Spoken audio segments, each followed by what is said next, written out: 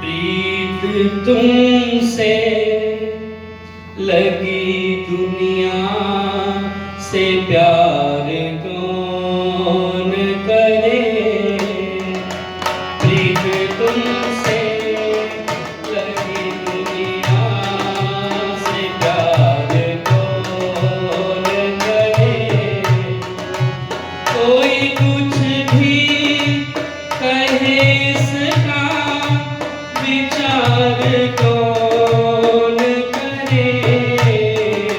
प्रीत तुमसे लगी दुनिया से प्यार कौन करे। प्रीत तुमसे लगी दुनिया से प्यार कौन करे।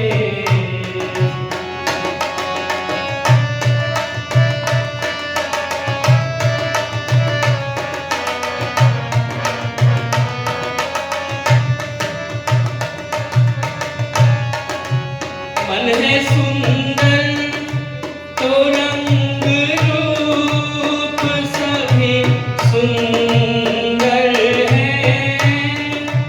मन है सुंदर तो रंग रूप सभी सुंदर है। ग्रंथ अस्थिर बनावटी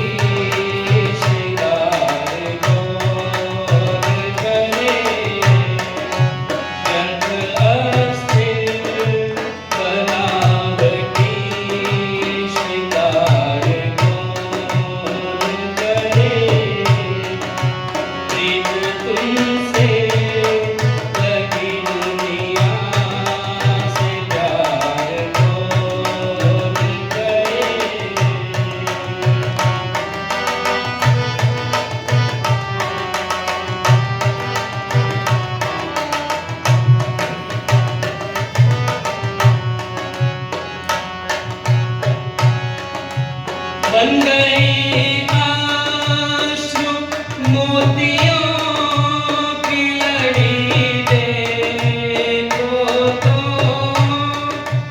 बन गई आंसू मोतियों की लड़ी देखो तो। भेंट अब तुम तो ये फूलों के हार कौन करे। भेंट अब तुम तो ये फूलों के हार कौन करे। प्रीत तुमसे लगी दुनिया से प्यार कौन करे।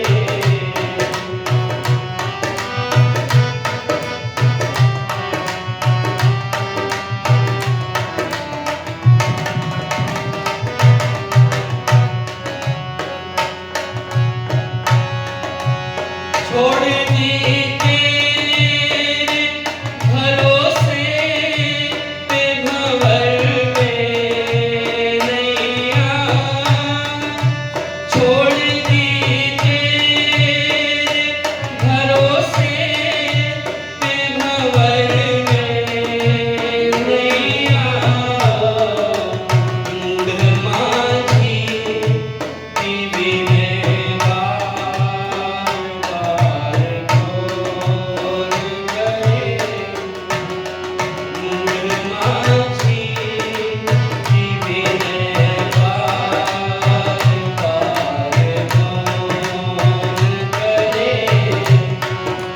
प्रीत तुमसे लगी दुनिया से प्यार कौन करे।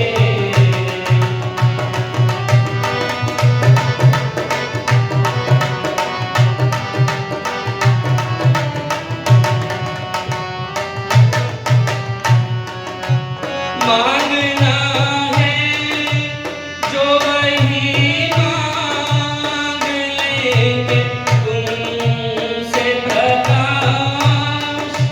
मांगना है जो वही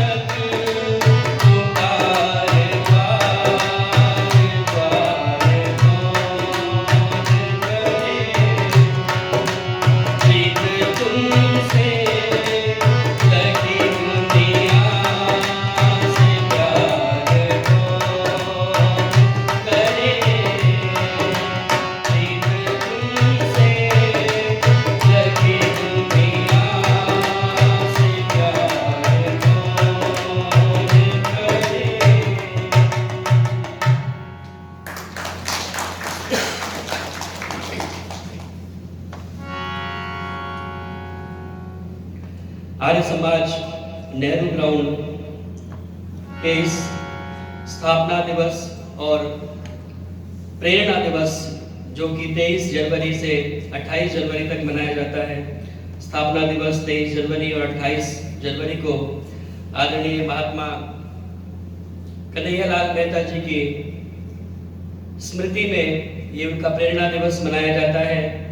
और जैसा कि मैंने प्रथम दिन भी कहा था, महात्मा कन्हैयालाल मेहता जी जिनका पूरा जीवन एक तपस्वी की बात ही कहते हैं ना, सामान्य वेश में सन्यासी थे और पूरा जीवन तप और साधना का उनका जीवन था। पूरे फरीदाबाद के अंदर शिक्षा का प्रचार प्रसार, उन्होंने शिक्षा की अलग जगाई और ये इतने सुंदर विद्यालय खोल करके एक जहां तक शिक्षा नहीं पहुंच पा रही थी वहां तक भी शिक्षा को पहुंचाने का उन्होंने पूरा उपक्रम प्रारंभ किया। तो उनका निश्चित रूप से हमारा यह कर्तव्य है कि उनके जीवन से हम प्रेरणा लेकर के अपने जीवन के अंदर भी कुछ धारण करने का प्रयास करें। और इसीलिए ये जो सत्संग का प्रवाह है, प्रथम दिन से हमने प्रारंभ किया यज्ञमय जीवन के रूप में, कि उनका जीवन यज्ञमय था, तो हम भी अपने जीवन को यज्ञमय बनाएं। और इस यज्ञमय जीवन का अर्थ क्या होता है, इसके लिए अभी आप बहुत सुंदर गीत सुन रहे थे आदरणीय पंकज शास्त्री जी से कि बज गया नगाड़ा वेदों का। ये वेदों का नगाड़ा महर्षि स्वामी दयानंद सरस्वती जी ने आकर के बजाया। और जिस समय लोग वेदों को भूल चुके थे, लोग कहते थे कि वेदों को तो कोई शंकासुर नाम का राक्षस उठा करके ले गया, लेकिन महर्षि ने आकर के कहा कि तुम्हारा आलस्य और प्रमाद रूपी शंकासुर, उसको मार करके मैंने ये वेद जर्मनी से मंगाए हैं, आओ वेदों की ओर लौटो। तो उन्होंने एक विशेषता उस ऋषि की ये थी कि जहां बाकी सारे समाज सुधारक, उस समय बहुत सारे समाज सुधारक थे, 18वीं सदी में आप इतिहास में पढ़ते भी हैं, बच्चों को पढ़ाते भी हैं, बहुत सारे समाज सुधारक उस समय हुए, लेकिन सभी का कहीं ना कहीं तक एक लिमिट थी, सीमा थी। महर्षि स्वामी दयानंद सरस्वती की एक विशेषता यही थी कि उनकी पहुंच मूल तक थी, और मूल क्या है, वेद है।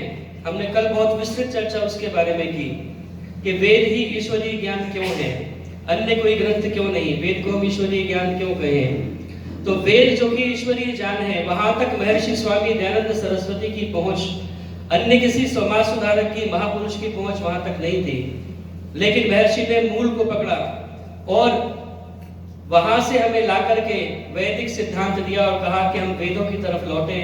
यदि वास्तविक स्वरूप हम जानना चाहते हैं परमपिता परमात्मा का, संसार में कैसे रहना, कैसे व्यवहार करना, राजकार्य कैसे करना, कृषि कैसे करनी, व्यापार कैसे करना, अपना व्यापार, आपस में व्यवहार कैसे चलाना, पति पत्नी का व्यवहार कैसा हो, समाज में कैसा व्यवहार हो, सारी जान विज्ञान वो वेदों से निकला है। और महर्षि ने वो ला करके हमारे सामने दिया और कहा कि आओ हम वेदों की तरफ लौटें।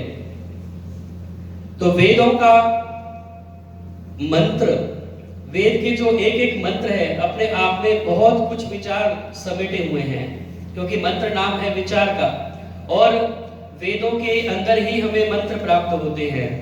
तो वेद के एक मंत्र को लेकर के हमने कुछ चर्चा की थी कि मां प्रगाम पथो वयम मां यज्जात इंद्र सोमिनः मांतस्तुर्णो आराधय। यह वेद का एक मंत्र हमने लिया जिसमें परमपिता परमात्मा से भक्त प्रार्थना कर रहा है। मैं थोड़ा सा पीछे का रिवीजन करता हुआ चलूं, क्योंकि विषय उसी से आगे बढ़ाना है। जो हमने परसों बोला था, कल का विषय थोड़ा सा अलग था क्योंकि 26 जनवरी थी, तो कल हमने वेदों के बारे में थोड़ा सा परिचय प्राप्त किया, लेकिन ये मंत्र हमने परसों प्रारंभ किया था और इसकी चर्चा को एक जो लॉजिकल एक उसका विराम आता है वहां जाकर के हमने छोड़ा था, तो उसको हम आगे थोड़ा सा बढ़ाएंगे। उससे पूर्व में आपको थोड़ा सा पीछे का एक बार लेकर के चलता हूं। मां प्रगाम पतो वयम मां यज्ञान इंद्र सोमिनः मांतस्तुर्णो आराधय। यहाँ पर एक भक्त परमपिता परमात्मा से प्रार्थना करता है कि हे प्रभु, मां प्रगाम पतो वयम, मैं रास्ते से पीछे की तरफ ना चलूं, हम रास्ते से पीछे की तरफ ना चलें। रास्ते से पीछे की तरफ ना होने का मतलब क्या है? ऐसा नहीं कि भाई हम कहीं जा रहे हैं और उससे पीछे ना लौटे। यहाँ पर अर्थ है कि हम जो ये मनुष्य के शरीर में आज बैठे हुए हैं, ये हमारी एक अनंत की यात्रा है। कहते हैं राही तू अनंत का राही, ये एक अनंत की यात्रा है। 84 लाख योनियां हमारे यहाँ मानी जाती हैं, उससे भी बहुत ज्यादा है, असंख्य योनियां हैं। महर्षि स्वामी दयानंद सरस्वती कहते हैं कि योनियां असंख्य हैं। तो उन असंख्य योनियों में चक्कर काटते हुए अब हम मनुष्य के शरीर में यहाँ पर बैठे हुए हैं। हे प्रभु, ऐसी कृपा करिए, हमारा ऐसा मार्गदर्शन कीजिए कि हम जिस रास्ते पर आगे बढ़ गए हैं, जहां तक आ गए हैं, यहाँ से पीछे की तरफ ना लौटे, आगे की तरफ ही बढ़ते जाएं। अर्थ कहने का ये है कि हम जो मनुष्य के शरीर को हमने प्राप्त किया है, आने वाला जन्म हमारा मनुष्य से इतर किसी निम्न योनि में ना हो, ऐसा जन्म मिले कि इससे भी अच्छा वातावरण हमें मिले, इससे अच्छे संस्कार हमें मिले, इससे अच्छा हमारा परिवेश हो और हम इस यात्रा को आगे बढ़ाते बढ़ाते मुक्ति की अवस्था तक प्राप्त कर सकें। तो यहाँ पर एक भक्त भगवान से प्रार्थना कर रहा है कि प्रभु मां प्रगाम पतो वयम, हम मार्ग से कभी पीछे की तरफ न लौटें। और परमपिता परमात्मा उसका समाधान करते हुए कहते हैं कि मां यज्ञा इंद्र सोमिना, अगर तुम चाहते हो कि तुम मार्ग से पीछे की तरफ न लौटो तो तुम्हें एक काम करना है, बस वो क्या करना है? मां यज्ञा, तुम यज्ञ से कभी भी परे ना हो, यज्ञ से कभी भी पृथक ना हो, यज्ञ से कभी भी विमुख ना हो। मां यज्ञा, यज्ञा पंचमी विभक्ति है, अलग होने के योग में लगती है। तो यज्ञ से कभी भी अलग ना हो, यज्ञ से कभी भी पृथक ना हो। अपने जीवन में यज्ञ को सदा लेकर के साथ में चलो, अपने जीवन का अंग यज्ञ को बना करके चलो।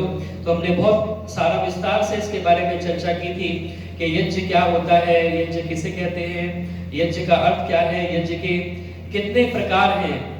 यज्ञो वही श्रेष्ठतम कर्म, संसार का सबसे श्रेष्ठ कर्म है यज्ञ। इस यज्ञ के बारे में हमने विस्तृत चर्चा की थी कि यज्ञ दुनिया का सबसे श्रेष्ठतम कर्म है, संसार का सबसे श्रेष्ठतम कर्म है। और महापुरुषों के जीवन में भी हमने देखा कि स्थान स्थान पर हमें यज्ञ की चर्चा मिलती है। रामायण में देखें या महाभारत में देखें या किसी और महापुरुष के जीवन में देखें, अपने ऋषि वैदिक काल में आप देखिए तो वहां पर यज्ञ हमारे जीवन का अंग होता था। हमारे यहाँ प्रत्येक घर में प्रतिदिन यज्ञ होता था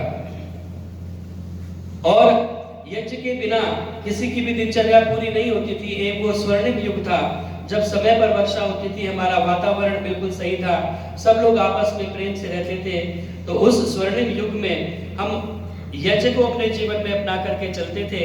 और यज्ञ के हमने प्रकार भी देखे कि यज्ञ जो है वो जो नित्य यज्ञ होते हैं वो 5 प्रकार के हैं, जिनको पंच महायज्ञ कहते हैं। पहला ब्रह्म यज्ञ, जिसमें हम परमपिता परमात्मा की उपासना करते हैं और अपना भी आत्मावलोकन करते हैं, इंट्रोस्पेक्शन करते हैं कि हम कुछ गलत तो नहीं कर रहे, तो वो ब्रह्म यज्ञ। दूसरा देव यज्ञ, जिसमें हम आहुतियां देकर के स्वाहा से ये जो हवन कहते हैं आप जिसे, वो देव यज्ञ है। और तीसरा पितृ यज्ञ, जो माता पिता की सेवा करना, जीवित माता पिता की सेवा करना। ऐसा ना हो कि जीवित पिता से दंगम दंगा, मरे बाप पहुंचाए गंगा, तो उसका भी कोई लाभ नहीं है। जीवित माता पिता की सेवा करना वो पितृ यज्ञ है। और चौथा बलि वैष्णदेव यज्ञ, जो मूक प्राणी हैं, जो कुछ बोल नहीं सकते, पशु पक्षी कृमि जीव, उन सब को भोजन देना, उन सब को फीड कराना, यह जो है बलि वैष्णदेव यज्ञ के अंतर्गत आता है। चाहे वृक्षों को पानी दे रहे हैं, वो भी बलि वैष्णदेव के अंतर्गत आता है। तो उसका जो सांकेतिक एक महर्षि ने परंपरा दी है कि 10 आहुतियां हम यज्ञ के अंदर डालते हैं बलि वैष्णदेव यज्ञ की। इसके अतिरिक्त आप पशु पक्षियों को खाना खिलाइए, वृक्षों में पानी दीजिए, ये सब बलि वैष्णदेव के अंतर्गत आता है। और 5वां अतिथि यज्ञ, घर पे साधु सन्यासी विद्वानों को बुला करके उनको मान सम्मान करना, उन्हें भोजन कराना, उनसे उपदेश लेना, उनसे शिक्षा लेना, ये अतिथि यज्ञ। तो ये 5 प्रकार का यज्ञ हमें सभी को अपने जीवन में, अपने घरों में अपनाना चाहिए। प्रत्येक गृहस्थी के लिए आवश्यक है। और देव यज्ञ तो आप जानते ही हैं, अग्निहोत्र। इस अग्निहोत्र के द्वारा पूरा हमारे जो देवता हैं सभी वो पुष्ट होते हैं, सभी तक उनका भाग पहुंचता है। अग्निर्वै देवानां मुखम, ये जो अग्नि है वो देवताओं का मुख है। हम डायरेक्ट नहीं खिला सकते किसी को भी, लेकिन अग्नि में जो भी पदार्थ डलता है वो सूक्ष्म होकर के पूरे वातावरण में और सभी तक उसका भाग पहुंचता है। तो इसीलिए देव यज्ञ अग्निहोत्र को अपने घरों में हम अपनाएं और प्रतिदिन यज्ञ करने की परंपरा बनाएं। इसलिए आइए, प्रतीक जी ने बहुत सुंदर गीत लिखा है, उसे कहकर के मैं फिर अपने विषय को आगे बढ़ाऊंगा।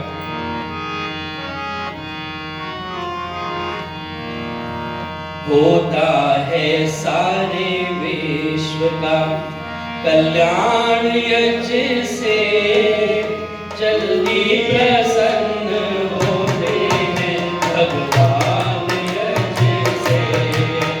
होता है सारे विश्व का कल्याण यज्ञ से, जल्दी प्रसन्न होते हैं भगवान यज्ञ से।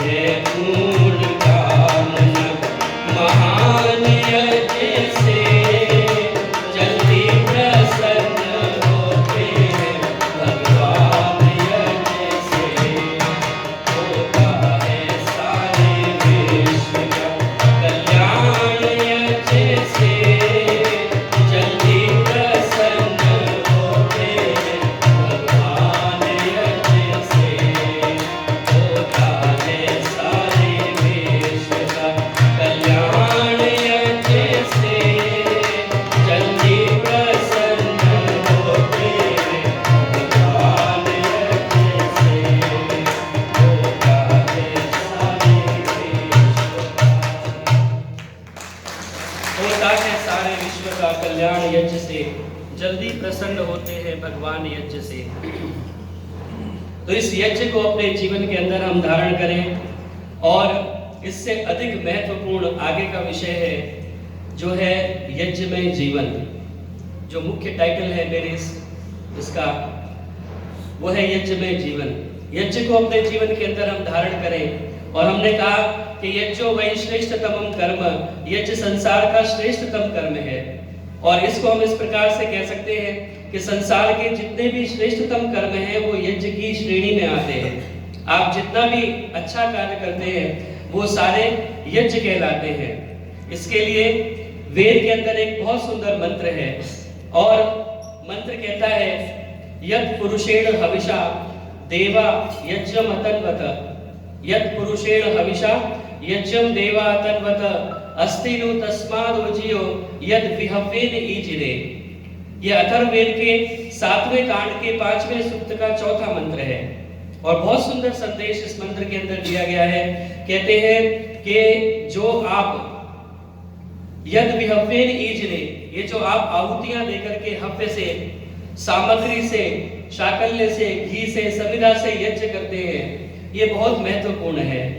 लेकिन अस्तिनु तस्मादोजियो, उससे भी महत्वपूर्ण एक और यज्ञ है। और वो क्या यज्ञ है? यत् पुरुषेण हविषा यज्ञम देवा अतन्वत। कहते हैं कि वो यज्ञ इससे भी महत्वपूर्ण है जिसमें हम लोग स्वयं अपनी आहुति देकर के जिस यज्ञ का विस्तार करते हैं। यत् पुरुषेण हविषा, अपनी स्वयं की पुरुष की आहुति देकर के जिस यज्ञ का हम विस्तार करते हैं वो यज्ञ जो सामग्री से आप यज्ञ करते हैं उससे भी अधिक महत्वपूर्ण है। इसको थोड़ा सा समझने का प्रयास करेंगे।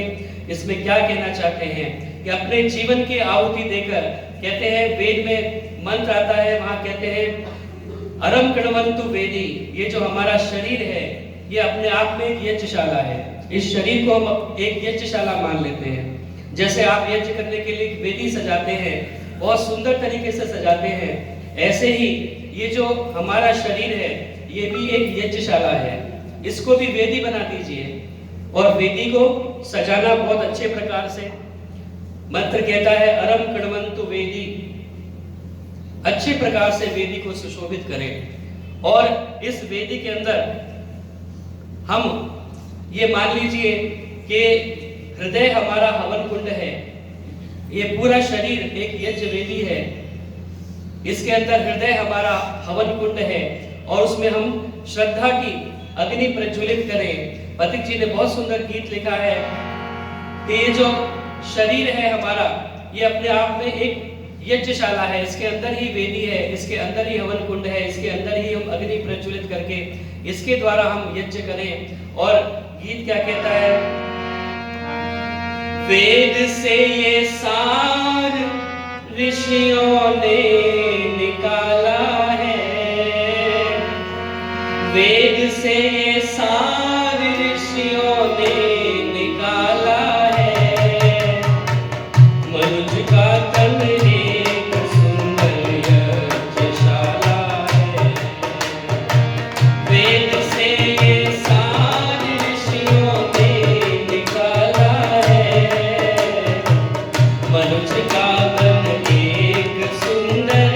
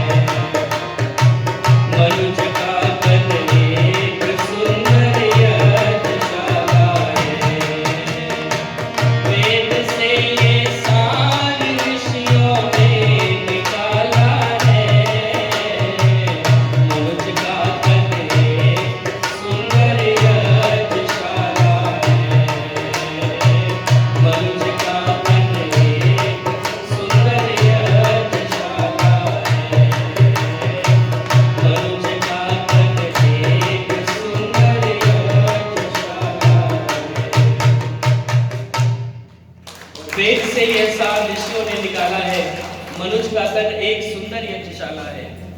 ये एक सुंदर यज्ञशाला के अंदर हम बैठे हुए हैं और हृदय को अपने हवन कुंड बना दीजिए और श्रद्धा की इसमें अग्नि प्रज्वलित कीजिए। तो कैसे अग्नि प्रज्वलित करेंगे? अग्नि प्रज्वलित करने का मंत्र हमें बोलना पड़ेगा और वो मंत्र क्या कहता है?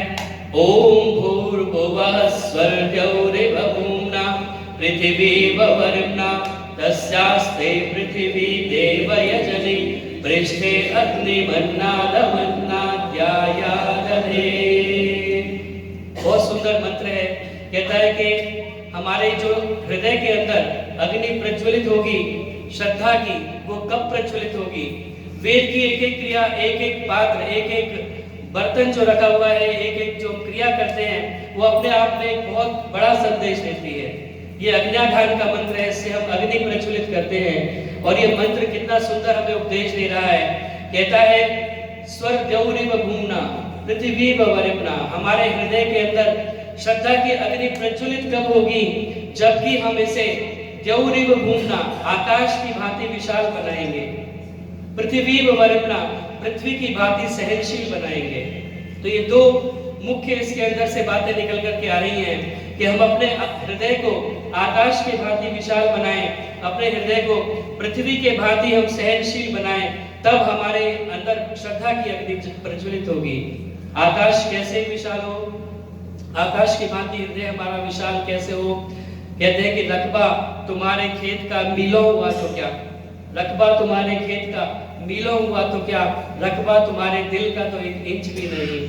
अपने हृदय को विशाल बनाएं, संकीर्ण ना बनाएं, उदार बनाएं, नैरो माइंडेड बनकर के ना रहें, ब्रॉड माइंडेड बने। तब हमारा जो है ये हृदय विशाल बनेगा। अयम निज परोवेति गणना लघु चेत साम उदार चरिता नाम तो वसुधैव कुटुंबकम। इतना हृदय को अपने विशाल हम बना दें। और पृथ्वी के भांति सहनशील, पृथ्वी के ऊपर आप कितना भी हल चलाते हैं, हम फसल बोते हैं, थूकिए खांसिए कुछ भी उसके ऊपर हम करते हैं, तो पृथ्वी जो है वो सहनशील है। उस तरह से सहनशील हम अपने हृदय को बनाएं, तब हमारे हृदय के अंदर श्रद्धा की अग्नि उत्पन्न होगी। कहते हैं कि एक बार दादू दयाल का नाम आपने सुना होगा। संत दादू जो हुए हैं, बहुत बड़े संत हुए हैं। बहुत सारे हमारे यहाँ पर समाज सुधारक और इस तरह के संत हुए, कबीरपंथी, दादूपंथी, नानकपंथी आपने सुने होंगे। तो दादू जो है बहुत बड़े संत थे, जो कहते थे ज्ञान घटे नर मूड की संगत, बुद्धि घटे चित्त के बरमाए, तेज घटे पर नार की संगत, मान घटे नित पर कर जाए। मान घटे कुछ मांगत ही और रोग घटे कुछ औषध दिखाए, दादू दयाल कहे सुन मूरख, पाप घटे नित हरि गुण गाए, प्रभु गुण गाए। तो इस दादू संत जो है अपने आप में बहुत प्रसिद्ध हुए उस समय। कहते कि एक बार एक नगर का जो कोतवाल था, उसने सोचा कि चल करके संत दादू से दीक्षा ली जाए, उन्हें अपना गुरु बनाया जाए। तो कोतवाल नगर से सवार होकर के अपने घोड़े पर चला और जहां संत दादू रहते थे वहां जाकर के उसने सोचा आज संत दादू को अपना गुरु बनाया जाए। तो जिस समय वो आ रहा था, रास्ते में एक बटोही, एक दुर्बल सा व्यक्ति रास्ते को साफ कर रहा था, कांटे साफ कर रहा था। उसने पूछा कि संत दादू कहाँ रहते हैं? तो वास्तव में वो संत दादू थे और उस समय उनका जो समय था वो रास्ता साफ करने का समय था, कांटों को साफ करने का समय था। तो बाहर के कांटे साफ करते जाते थे, अंदर से अपने साधना के द्वारा अपने कांटे साफ कर रहे थे। तो उनके मौन का वक्त था, उस समय बोल नहीं सकते थे। जब कोतवाल ने पूछा कि बताओ संत दादू की कुटी कहाँ पर है, उसने कोई उत्तर नहीं दिया। कोतवाल ने फिर से पूछा कि बताओ संत दादू की कुटी कहाँ पर है, उसने कोई उत्तर नहीं दिया। तो कोतवाल था, उसका पारा एकदम से गर्म हो गया, एकदम से उबल करके जो हंटर था कोड़े तड़ातड़ उसने बरसाने प्रारंभ कर दिया। अरे मूर्ख, उत्तर क्यों नहीं देता? और उसे बरसा करके कोड़े लहूलुहान करके वो आगे जब बढ़े, एक और बटोही वहां से आ रहा था, तो उससे पूछा कि संत दादू मुझे कहाँ मिलेंगे? उसने समय का ध्यान करते हुए कहा कि अरे ये समय तो संत दादू के रास्ता साफ करने का है, क्या आपको पीछे कोई व्यक्ति नहीं मिला जो रास्ता साफ कर रहा था?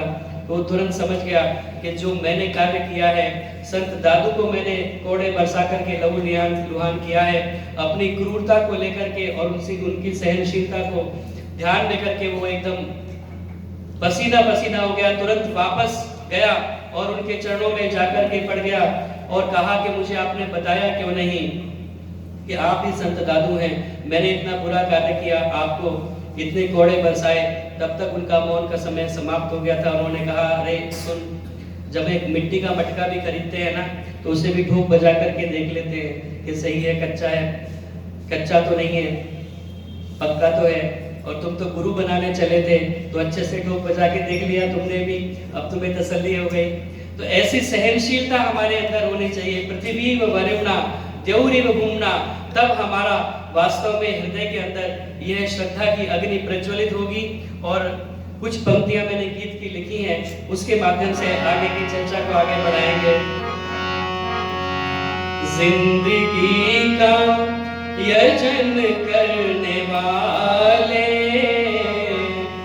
जिंदगी का यजन करने वाले, इस हृदय को हवन कुंड बना ले।